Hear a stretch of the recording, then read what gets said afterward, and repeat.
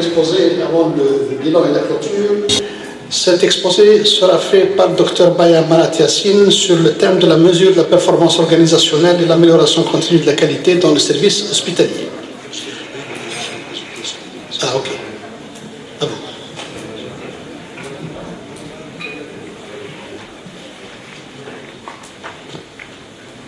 Alors, messieurs, dames, très bel après-midi à tous. Donc, j'ai de la concurrence. Et donc j'ai un double challenge cet après-midi. Déjà, je suis le dernier intervenant de la journée, donc il va falloir que je mette toute mon énergie pour vous garder réveillés. Puis surtout, je passe après mon très cher ami et professeur, le docteur Jean-Paul Cassard, et c'est jamais une tâche facile. Donc je vais faire de mon mieux. Alors le sujet pour aujourd'hui, ce sera la mesure de la performance organisationnelle et l'amélioration continue de la qualité dans le secteur hospitalier. Donc je suis actuellement directrice qualité pour un groupe, donc en fait on est 18 000 employés et on gère les hôpitaux gouvernementaux dans l'émirat d'Abu Dhabi aux Émirats Arabes Unis. Donc avant d'entamer le sujet, je voudrais commencer au commencement. La mesure et l'amélioration continue, le but, c'est d'améliorer la qualité. Si on en revient à la définition de l'ISO, la qualité, vous la connaissez tous. La définition, c'est l'aptitude d'un ensemble de caractéristiques intrinsèques d'un objet à satisfaire des exigences. Donc ça, c'est la définition générale. Mais si on en passe à la définition de la qualité des soins, vous verrez qu'il y a plusieurs autres facettes de la qualité. Donc si on regarde ensemble, ce sera donc une démarche qui doit permettre de garantir à chaque patient le meilleur résultat en termes de santé, mais aussi au meilleur coût, au moindre risque. Donc vous voyez qu'il y a plusieurs facettes au terme de qualité. Et là, ça reflète un petit peu comment la qualité a évolué au fil des années. Donc, quand on a commencé avec les grands classiques, la qualité, avec l'approche traditionnelle, c'était vraiment une question de privilège. Donc, si c'est une Rolls-Royce ou si c'est un pull en cachemire, c'est de bonne qualité. Donc, c'était vraiment relié au coût. Plus c'est cher et plus c'est de meilleure qualité. Ensuite, ça a évolué et j'ai l'impression que nous, dans le domaine des soins, on est un petit peu coincés là dans le deuxième paradigme, c'est le paradigme des experts. Et la définition de la qualité se fait par l'expert. L'expert est le juge qui nous dit si c'est de bonne qualité ou non. Et donc Crosby disait la conformité aux exigences, donc à la qualité, ce n'est pas ce qui est beau ou ce qui est bon, mais c'est la conformité à des exigences prédéfinies. Et l'excellence, c'est un petit peu la définition de l'OMS, l'Organisation mondiale de la santé, c'est que la qualité est définie par le client, ou bien par le patient dans notre cas, et le client remplace l'expert en tant que juge. Et l'importance de la mesure de la satisfaction du client, vraiment, ça revêt une importance primordiale, comme je vais vous le montrer. Et le coût de la qualité, donc, quand on parle d'une entreprise ou, disons, le manufacturing en général, le coût de la non-qualité, ça se traduit comment ? Ce sont des réclamations de patients, ça vous coûte en plus parce qu'il faut réparer un produit défectueux ou peut-être payer les charges pour envoyer un nouveau produit au client, alors qu'en qualité, ça ressemble à quoi ? Dans le domaine des soins, dans le domaine hospitalier, ça ressemble à quoi ? Le coût de la non-qualité dans le secteur hospitalier, ça se traduit comme vous le voyez là. Il y a à peu près 44 000 à 90 000 morts annuelles aux États-Unis, uniquement dû aux erreurs médicales. Donc ça vous fait l'équivalent d'un crash aérien chaque jour dû aux erreurs médicales. Alors, quand c'est un crash aérien, c'est sur tous les journaux, c'est très très médiatisé, alors que quand les morts arrivent l'une après l'autre, et qu'elles s'amoncellent comme ça, on n'en entend pas tellement parler. Et là, apparemment, ce sont des statistiques qui sont très très conservatrices. On estime de nos jours au moins le double, et ça, ce sont uniquement aux États-Unis. Donc, on sait maintenant que plus de gens meurent d'erreurs médicales que d'accidents de voiture, de cancer du sein ou du sida. C'est quand même énorme. Donc, encore quelques chiffres. On sait que dans les pays développés, c'est la 3e cause de décès. Les erreurs médicales sont la 3e cause de décès. Alors, un patient sur 10 affecté par les erreurs médicales, d'après l'OMS, l'Organisation mondiale de la santé. Et en France, donc, il y a plus de 60 000 décès chaque année. Et qu'est-ce que ça coûte ? Le coût de la non-qualité, non seulement à la vie humaine, mais aussi ça coûte au système de la santé plus de 150 milliards d'euros par an. C'est le 3/4 des dépenses totales de santé. Vous imaginez? C'est énorme comme chiffre. Alors, regardez ça. Le secteur de la santé est complexe, et je vais vous le dire pourquoi dans un instant, mais il est aussi dangereux. Donc si on regarde ce graphe, il serait presque aussi sécurisant de recevoir des soins à l'hôpital que d'escalader l'Everest. Et voyager ou bien faire du saut à l'élastique, du bungee jumping, serait bien plus sécurisant que d'aller à l'hôpital pour se faire opérer ou pour recevoir des soins. C'est ahurissant. Donc, je vous pose la question, pourquoi est-ce que le secteur de la santé diffère des autres secteurs, de l'industriel, etc. Mais il y a plusieurs raisons. D'abord, on sait qu'il y a plusieurs processus et qui sont vraiment très difficiles à standardiser. Et ils évoluent très rapidement avec la technologie, etc. Il y a plusieurs métiers, donc il y a les médecins, les infirmières, les physiothérapeutes, etc. La liste est longue. Ils parlent tous un langage assez différent, donc qu'on soit en gastro ou en neuro, etc. Les termes techniques sont très différents. Et puis il y a une sociologie très très particulière. Il y a des microclimats à l'hôpital, un environnement très hiérarchique, des cultures très très différentes. Et la qualité des produits dans ce cas-là, ce sont les soins délivrés aux patients. C'est vraiment très très difficile à prévoir la qualité du résultat final. Et puis il y a les différents types de clients, il y a les patients, il y a les familles, il y a les médecins en externe qui traitent les patients et qui vous les réfèrent à l'hôpital, etc. Et souvent c'est une question de vie ou de mort. C'est pas avoir une belle voiture au bout du boulot, c'est une vie ou une mort d'un patient. Donc, pourquoi le sujet d'aujourd'hui? La mesure de la performance et l'amélioration continue de la qualité à l'hôpital. Pourquoi? D'abord, c'est ce fameux serment d'Hippocrate, primum non nocere, d'abord, ne pas faire de mal. En anglais, first do no harm. Donc, il y a la raison évidente, c'est l'aspect éthique, c'est une responsabilité que l'on a en tant que professionnel de la santé, de s'assurer de la maîtrise et de l'amélioration continue de nos processus, d'offrir ce qu'il y a de mieux à nos patients. Bien sûr, l'aspect réglementaire, je ne sais pas trop comment ça se passe en Tunisie, mais j'ai très envie qu'on me dise s'il y a des professionnels de la santé. L'accréditation, très bien, ce serait bien qu'on en discute peut-être après la présentation. Est-ce qu'il y a l'aspect réglementaire avec l'accréditation? Est-ce que c'est obligatoire, etc. Dans plusieurs pays, je suppose que, d'accord. Donc il y a ça dans plusieurs pays. Donc, moi, je travaille à Abu Dhabi depuis à peu près depuis plus de 10 ans.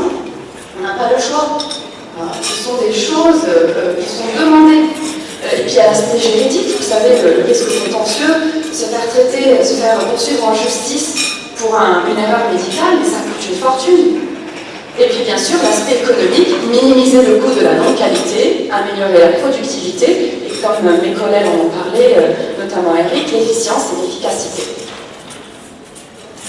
Et puis donc il y a tout plein de raisons de vouloir mesurer, d'évaluer les rapports avec ses patients, de visualiser les progrès accomplis, etc. On en discutera durant les diapos. Donc la mesure. Jean-Paul a parlé des classiques. Donc un constat maintes fois répété. Ricard a dit « If you cannot measure it, you cannot improve it ». En français, si vous ne pouvez pas le mesurer, vous ne pouvez pas l'améliorer. Donc ce que je vous propose, c'est de revoir ensemble quelques-unes des méthodes traditionnelles ou conventionnelles qui nous permettent de mesurer la qualité et la sécurité des soins dans les établissements de santé. Donc, vous avez sûrement entendu parler des indicateurs, je pense Christophe en a parlé un petit peu. Donc ce sont des mesures établies, elles seront utilisées pour déterminer à quel point une organisation répond aux besoins et aux attentes opérationnelles et de performance. Donc, vous savez à quoi ça ressemble, disons, dans une entreprise normale. En secteur de soins, ça revêt une très très grande importance. Donc, en secteur de soins, on utilise 3 types d'indicateurs. Donc, déjà, les indicateurs d'expérience, ils nous donnent du feedback du patient sur son expérience. Les indicateurs de processus, c'est l'évaluation des actions réalisées par les professionnels de santé. Je vais vous donner un exemple tout à l'heure.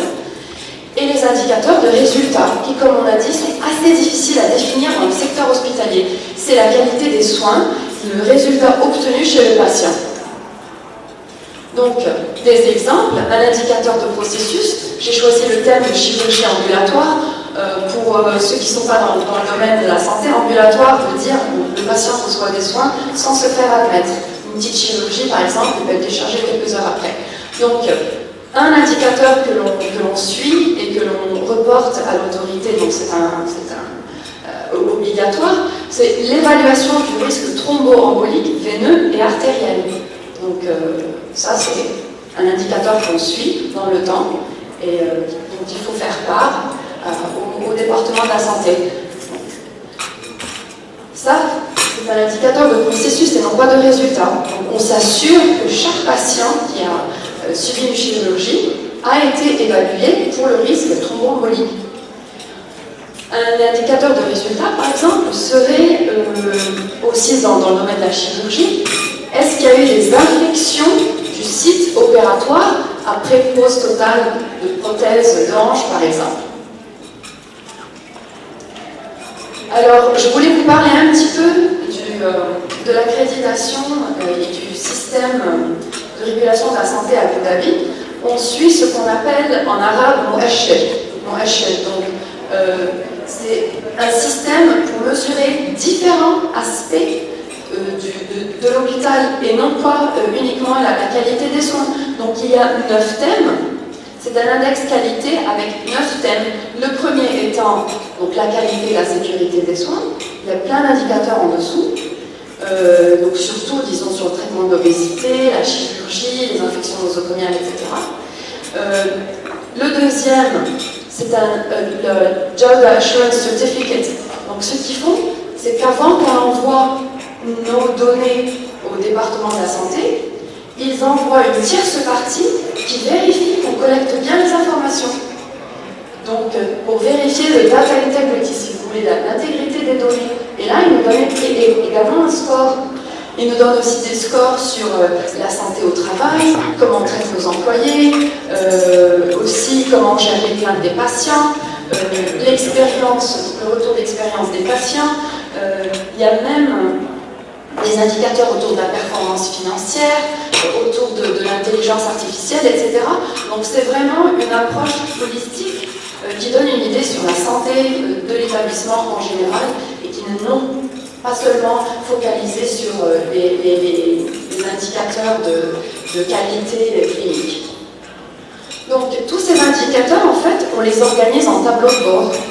Et si vous êtes médecin ou infirmière, ou si vous êtes le chef des opérations, etc. Donc on a fait des tableaux de bord qui parlent un petit peu aux différents métiers, donc avec ce qui vous intéresse le plus. Donc si vous êtes dans le customer care ou la relation client, vous aurez des indicateurs différents que si vous êtes chef de département des urgences. Donc c'est essayer d'organiser ça en tableau de bord qui sont vraiment informatifs à la personne qui les consulte. Donc voilà, par exemple, ça pour mesurer les infections, on fait du statistical process control, etc.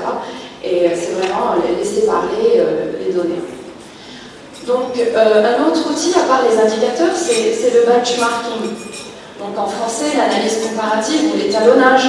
Et là, sur ce graphe, par exemple, c'est une comparation des taux de césarienne dans tous les pays du monde, enfin plusieurs pays du monde, avec la moyenne au milieu et comment les pays se comparent les uns contre les autres. Et là, on fait ça également pour les pratiques médicales, pour savoir justement où est-ce qu'on en est, avec plusieurs mesures.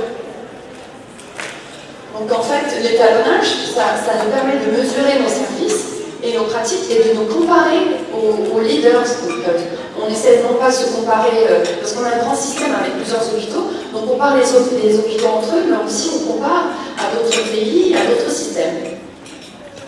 Donc les audits de qualité, je ne vais pas en parler, vous devez savoir, et puis je pense, c'était... Quelqu'un a dit qu'il ne faut surtout pas parler d'audit.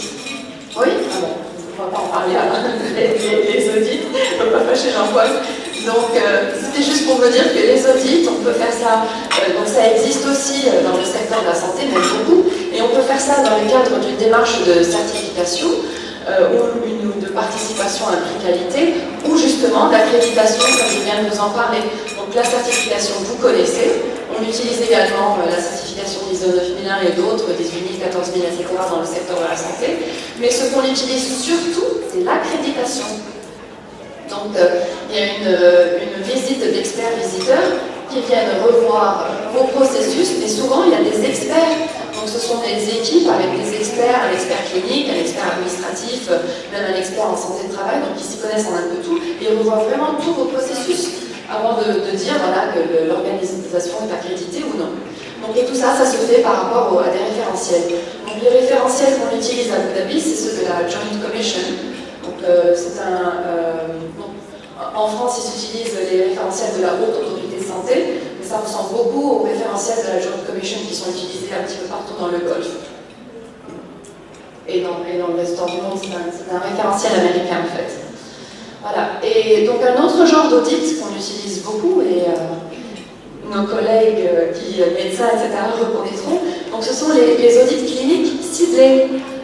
Donc ce n'est pas un audit des processus, mais là, on évalue des pratiques professionnelles par comparaison à un référentiel, mais c'est vraiment très précisé. Donc, je vous donne deux exemples. Par exemple, pour tout ce qui est chirurgie de l'obésité, il est impératif que tous les patients qui vont subir une chirurgie de l'obésité aient une revue de décision chirurgicale et une concertation pluridisciplinaire. Donc si on a l'impression, par exemple, disons qu'on a eu un événement indésirable, Jean-Paul en a parlé tout à l'heure, et qu'on s'est aperçu que ce patient, en fait, n'avait pas fait l'objet d'une revue pluridisciplinaire, ce qu'on ferait, c'est un audit clinique ciblé, on choisit, disons, une cinquantaine de patients, on revoit leur dossier, et on voit si effectivement, ils ont tous reçu cet acte-là ou non. Un autre exemple, par exemple, ce serait de revoir, parce qu'on a un temps en minutes très très défini, du moment que le patient arrive en urgence avec un doute d'accident vasculaire cérébral jusqu'au point où il va recevoir une imagerie, donc il y a à peu près un temps assez limité. Donc on revoit les dossiers des patients pour s'assurer que tous les patients qui ont un risque d'accident vasculaire cérébral aient reçu une imagerie dans les temps. Donc ça, c'est ce qu'on appelle les audits cliniques ciblés. Donc ça, c'est un petit peu les outils qu'on utilise pour mesurer la qualité et la performance. Maintenant, je voudrais passer à tout ce qui est amélioration continue de la qualité. Et là, j'ai voulu faire le point très vite sur la différence entre l'assurance qualité, qui est passée de mode, et là, on parle beaucoup plus de tout ce qui est amélioration continue de la qualité. En fait, la différence entre les deux, c'est il y a dans la notion d'amélioration continue de la qualité une vision d'avenir qui n'existe pas dans le concept d'assurance qualité. En fait, l'amélioration continue de la qualité prend en considération l'efficacité, l'efficience, et on dit continue pour mettre l'emphase sur le fait que l'amélioration est régulière. C'est pas un cycle où on s'arrête, c'est en continu. Et c'est une recherche active et concrétisation des opportunités d'amélioration à travers les outils dont je viens de parler. Les indicateurs, le benchmarking, etc. Tout ça, ça nous présente des opportunités d'amélioration. Donc, un point très important, l'amélioration commence avec l'identification des problèmes. Donc, c'est le point d'entrée. Donc, il y a l'approche quantitative, avec les outils dont je viens de décrire, et il y a l'approche qualitative, les audits, la gestion des événements indésirables, etc. Donc, les événements indésirables, je ne vais pas trop en parler, le docteur Kassar en a discuté, mais l'important, c'est, et aussi on a discuté du 5 whys, de pourquoi. Souvent, on s'empresse et on pointe le doigt vers la personne qui a commis l'erreur. Alors qu'on sait que dans le domaine de la santé, un grand nombre d'erreurs ne sont pas dues à des erreurs humaines, mais à des erreurs de système. D'où l'importance de vraiment continuer avec le 5 whys jusqu'à mettre le doigt sur la cause racine, et souvent c'est pas une cause racine, c'est plusieurs, c'est multifactoriel. Donc, une fois qu'on a mis le doigt sur une opportunité d'amélioration, il y a plusieurs outils qu'on peut utiliser. Donc là, je ne vais pas passer beaucoup de temps à décrire le PDCA, que vous connaissez tous certainement très très bien, mais on utilise des variantes de, je vais dire, la roue de Shewhart, et non pas la roue de Deming. Ouais. Donc il existe des variantes du PDCA qu'on utilise beaucoup le domaine de la santé. Donc l'IHI, l'Institute of Health Improvement, c'est vraiment un site que je vous recommande si vous êtes dans le secteur de la santé. Ils offrent plein d'outils gratuits et notamment une description détaillée de l'utilisation du modèle de l'IHI. Donc c'est l'Institute of Healthcare Improvement. Donc en fait, qu'est-ce que c'est que ce modèle? C'est le PDCA, Plan, Do, Check, Act. En français, planifier, agir, étudier, ajuster. Mais juste avant, il y a 3 questions qui aident un petit peu à guider ce process. Donc la première question, c'est que cherchons-nous à obtenir? Et souvent, c'est la mesure avec l'identification de problèmes qui nous met sur la route. Comment saurons-nous qu'un changement a produit une amélioration? Et là, c'est vos indicateurs. Et quels changements pouvons-nous opérer en vue d'apporter une amélioration? Donc ce sont juste 3 questions qui guident un petit peu votre cycle PDCA.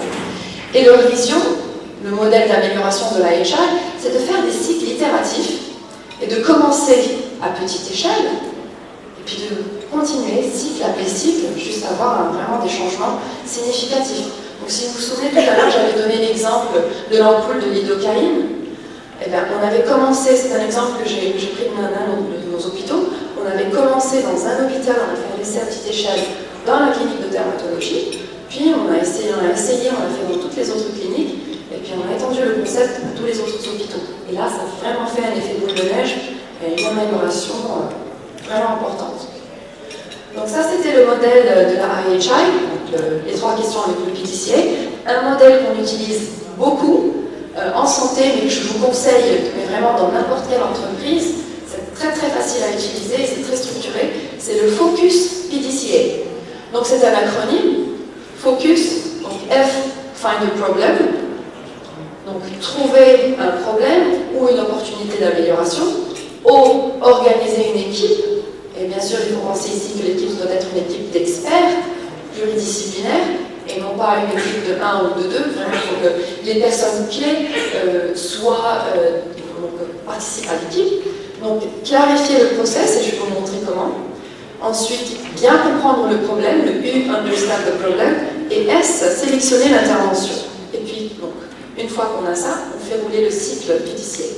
Donc, pour clarifier le process, on utilise souvent les cartographies de processus, des flowcharts, des process maps. C'est vraiment pour décrire le processus actuel et pour vraiment comprendre où est-ce qu'il faut intervenir.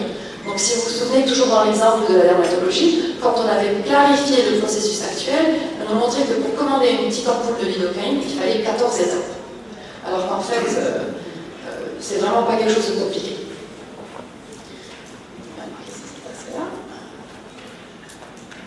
Donc le U, understand the problem, uncover root causes, et là on a parlé tout à l'heure des causes racines et des éléments qui contribuent un petit peu au problème.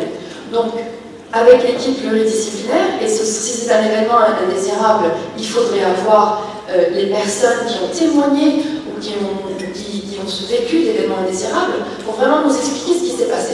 Donc le brainstorming, littéralement, c'est une tempête de cerveau remue-ménage, nous permet de comprendre en fait, qu'est-ce qui ne va pas avec le processus actuel et qu'est-ce qu'il faut changer. Donc c'est une méthode participative de résolution de problèmes et voilà, c'est spontané, on demande à tout le monde leurs idées. Et understand the problem, donc là je vous donne juste quelques outils, mais comme disait Jean-Paul, c'est une pléthore, il y en a vraiment des dizaines d'outils qu'on peut utiliser. Là je vous nomme juste ce qu'on utilise le plus chez nous, donc dans le domaine de la santé et plus particulièrement à Abu Dhabi. Donc là le diagramme d'Ishikawa qu'on appelle aussi le diagramme cause à effet, le diagramme en arrêt de poisson ou le 5e, donc c'est un outil qu'on peut utiliser pour modérer le brainstorming et pour organiser un petit peu toutes les causes et les raisons que les participants énumèrent. Donc ça nous permet aussi de visualiser de façon vraiment synthétique et de communiquer toutes les causes qu'on aura rassemblées. Souvent, on rassemble ça en 5M, on essaye de ramener des causes qui sont reliées au milieu, à la main-d'œuvre, aux méthodes employées, aux machines et aux matières. Il y a aussi la méthode, le diagramme de Pareto. Ça va nous permettre un petit peu de ranger les causes et ça va nous permettre de sélectionner les causes les plus importantes pour savoir lesquelles attaquer. Donc le principe du 80-20, je suis sûre que vous devez connaître. Donc pour représenter l'importance des différentes causes, mettre en évidence les causes les plus importantes, et ça nous permet de prendre vraiment une mesure ciblée. Et puis le focus, donc on en est au S là, avant de faire rouler le PDCA, c'est donc de sélectionner l'intervention que l'on pense être la plus efficace. Et là, vous pouvez utiliser par exemple ce qu'on appelle une matrice de décision. Donc le Pareto est un outil aussi, mais là, une matrice de décision, ça vous permettrait par exemple de mettre la liste des interventions, de mettre des critères, pondérer les critères, et puis là, la solution vous saute aux yeux. Donc voilà, on a fait le tour, si vous voulez, le focus, puis le PDCA, voilà, si vous vous souvenez, la pente, on fait suivre plusieurs cycles continus jusqu'à vraiment arriver à une amélioration à grande échelle. Il y a aussi, donc voilà, donc ça c'était les outils un petit peu conventionnels. Maintenant, très vite, je vais vous parler des outils nouvelles tendances, si vous voulez, ou les outils moins conventionnels. Il y a ce qu'on appelle le patient tracer, ou le patient traceur. Ça, c'est une méthode qu'on a empruntée aux Américains, justement la Joint Commission, ou comment on appelle ça, l'organisation qui fait l'accréditation aux États-Unis. Donc, ils nous ont importé cette méthode de chez eux. Donc, c'est une méthode d'analyse en équipe, où vraiment il y a une équipe médicale qui suit le parcours du patient. Dès qu'il arrive en urgence ou à la réception, jusqu'à ce qu'il soit déchargé après une opération, après, je sais pas, une admission en soins intensifs, et on regarde vraiment tout le process pour voir qu'est-ce qui avait marché, mais qu'est-ce qui a marché moins bien, et où est-ce qu'il faut mettre en place justement des interventions. La méthode Lean, on en a tous parlé un petit peu ce matin, il y a un monsieur qui a parlé du 5S tout à l'heure, etc. Donc la pensée Lean, c'est quelque chose qu'on utilise beaucoup dans le domaine de la santé, parce qu'on vise vraiment à rendre l'environnement de travail plus efficace, plus efficient, pour améliorer la sécurité, la qualité de la prestation de service, en réduisant les coûts, et surtout en minimisant les erreurs et la reprise de travail. Donc dans la santé, on est tous toujours très stressés, on manque souvent de temps, donc le Lean, c'est quelque chose qui est vraiment très utile pour s'attaquer au gaspillage, essayer de faire en sorte que les processus soient plus légers. Donc l'objectif, c'est d'optimiser l'espace, le temps, l'activité, pour améliorer les circuits du flux de travail, pour simplifier les tâches quotidiennes. Et en fait, on s'attaque à 8 genres de gaspillage avec la méthode Lean. Donc les gaspillages associés à la surproduction, l'attente, le transport, etc. Donc quand on est passé de 14 étapes pour la clinique de dermato pour commander l'ampoule de lidocaïne aux 7 étapes, on a regardé un petit peu les 8 formes de gaspillage et on a pu réduire quand même de moitié. Donc si le processus pour commander une ampoule de lidocaïne coûtait 400 dinars et qu'on a réussi à réduire ça à moins de 200 dinars quand même, quand vous multipliez par le nombre de patients, ça fait une économie importante. La méthode Six Sigma aussi, vous devez connaître, donc ça on utilise beaucoup dans tout ce qui est laboratoire, phlebotomie, les banques du sang, etc. Donc c'est aussi une philosophie de la qualité tournée vers la satisfaction du client, et ça s'organise autour de la méthode DMAIC, je vais la montrer dans un instant, et vraiment ça nous permet, ça appuie fortement sur la gestion de projet, ça nous permet d'organiser les compétences et les responsabilités de façon vraiment structurée. Donc le principe du Six Sigma, Sigma c'est vraiment une notion statistique. Je vais passer à cette diapo et retourner. Donc ce que la pensée dit, c'est qu'il faudrait essayer de rester, donc là vous voyez la courbe, donc si pour être presque 99,99% sans erreur la plupart du temps, il faudrait rester entre 0 à 6 déviations, déviations standards à partir de la moyenne. Donc, et la méthode qui est utilisée, c'est la DMAIC, donc définir l'objectif, mesurer les attentes des clients, analyser, différencier, etc. Vous voyez, c'est tous un petit peu une variation d'un PDCA, si vous voulez, mais de façon un petit peu plus élaborée, plus structurée, etc. Et donc, ce que je voudrais vous dire aujourd'hui, en fait, et je pense que mes collègues seront d'accord avec moi, c'est qu'il y a vraiment une multitude d'outils qu'on utilise pour l'amélioration continue de la qualité. Je pourrais passer la soirée à vous parler des chemins cliniques, ou les cliniques pathways, qui sont très à la mode maintenant dans le domaine de la santé, les revues de mortalité, de morbidité, l'analyse de cause racine, le FMIA ou bien l'AMDEC en français. Mais là n'est pas le but. En fait, le but, c'est de vous dire il y a des principes essentiels.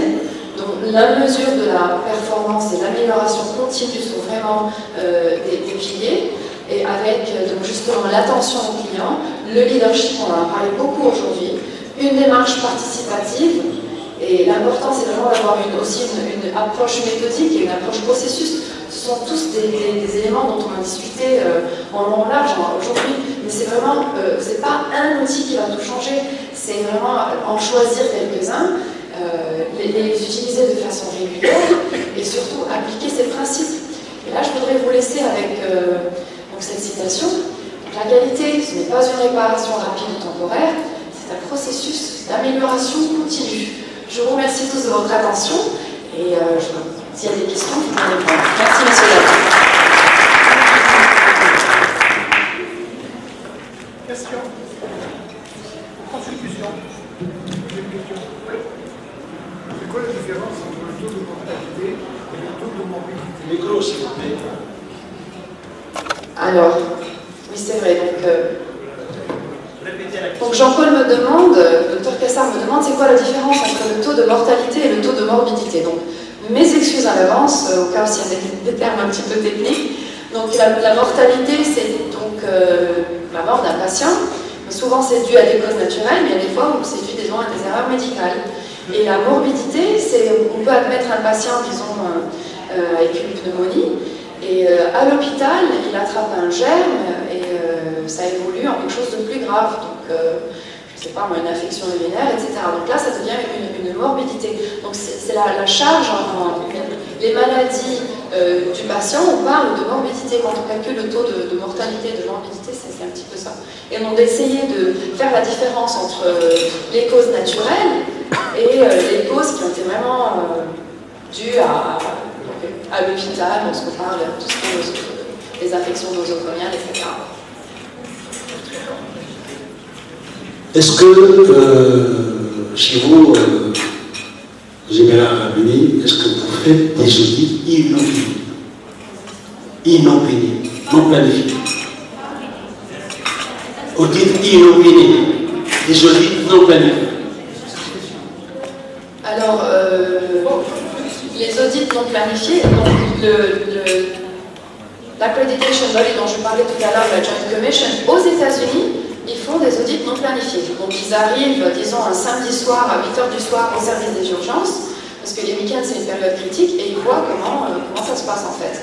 Donc aux Émirats Arabes Unis, le département ou la haute autorité de santé des Émirats Arabes Unis ne fait pas d'audit, par contre, inopiné. Par contre, SEHA, nous-mêmes, nous avons un programme avec une équipe d'auditeurs. Donc, ce qu'on fait, comme au quartier général, on n'est pas assez nombreux, donc on emprunte des gens de chaque hôpital et on leur demande de visiter d'autres hôpitaux. Donc, on a une liste, donc c'est souvent des audits ciblés. Et puis, oui, on les fait et franchement, ça révèle, ah oui, c'est très très riche en informations.